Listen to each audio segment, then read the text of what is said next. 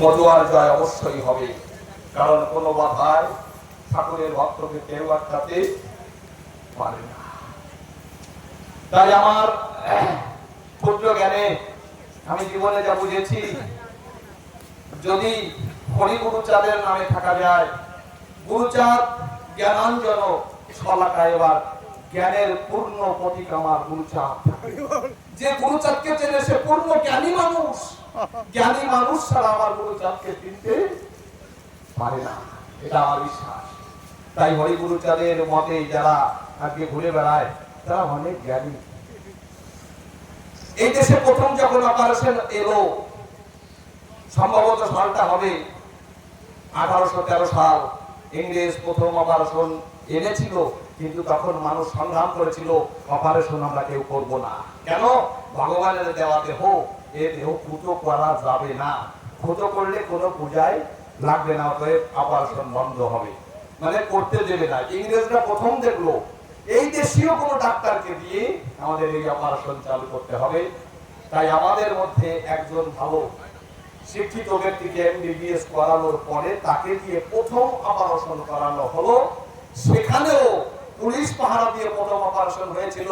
আপনারা জানেন, আজ থেকে 50 বছর 30 বছর আগেই যদি কোনো মা অপারেশন হতো, কারণ তখন তো গর্ভনিরোধক তেমন কোনো ব্যবস্থা ছিল না, যদি কোনো মা আর সন্তান নেব না এই ভাবনা করে যদি অপারেশন করতো, কোনো পূজায় তাকে নেওয়া হতো না।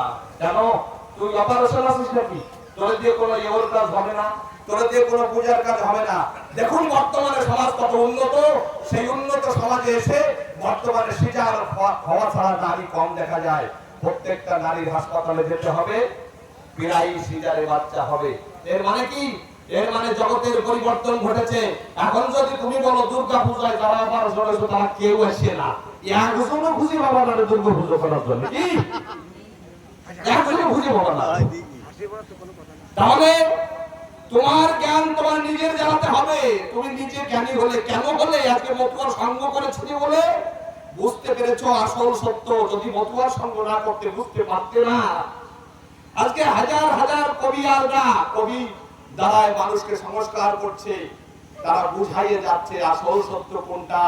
এতদিন ধরে যে ধর্ম বোঝানো হয়েছে, শুনছিস মাঝেরদি তোর বউ মা কি ঘরের দরজায় ঘুমাই দেয়, এই জন্যই তোর অমঙ্গল করছে। বেসন্ধান গেজায় নাই কেন? বৌমা শৈশবে দেখি শুনছি, আসলে রাখার কৌশল ঠিক না।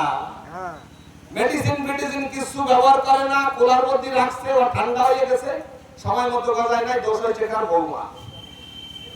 এই যে নারীর উপর অত্যাচার বুঝেছিলেন আমার হরিগুরুচাঁদ ঠাকুর, তাই তো তিনি ডাক দিয়ে বলেছিলেন, মা তোমরাও তাদের অধিকার পাবা।